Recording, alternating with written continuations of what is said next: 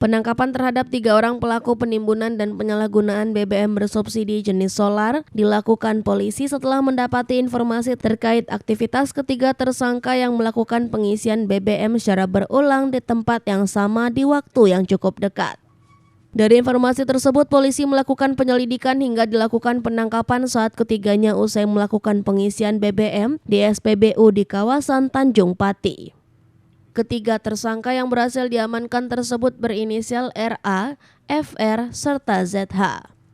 Usai diamankan polisi, ketiganya dibawa ke Mapores 50 Kota di kawasan Tanjung Pati untuk pemeriksaan.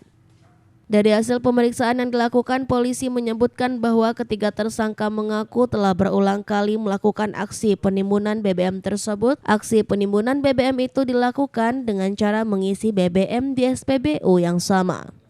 BBM yang diisi melalui tangki mobil selanjutnya dipompa menggunakan alat otomatis sehingga ditampung dalam tangki besar yang ada di dalam mobil. Untuk menyamarkan aksinya, para tersangka menutup seluruh kaca mobil sehingga tidak bisa dilihat dari luar. Selain itu, para tersangka yang menggunakan mobil jenis pick-up L300 membuat kerangka besar yang ditutupi terpal sehingga tidak bisa juga dilihat dari luar. Mobil kendaraan roda 4 terdiri dari 2 unit L300 pickup dan 1 unit mobil Panther di wilayah Tanjung Pati.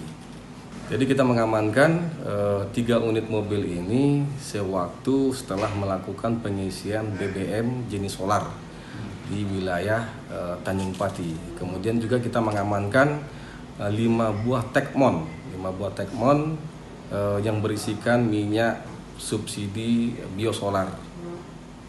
Jadi untuk modus operandi yang bersangkutan, ketiga pelaku ini menggunakan barcode.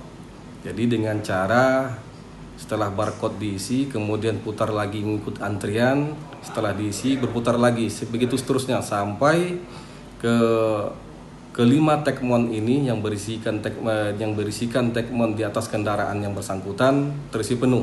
Jadi begitu cara modus para pelaku mengambil minyak subsidi jenis solar.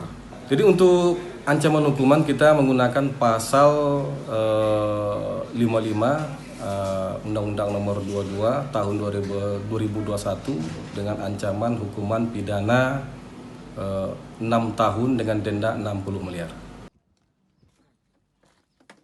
BBM jenis solar yang ditimbun tersebut rencananya akan dijual dengan harga yang lebih tinggi ke berbagai tempat. Hingga kini untuk pemeriksaan lebih lanjut, ketiga tersangka masih ditahan di Mapores 50 Kota.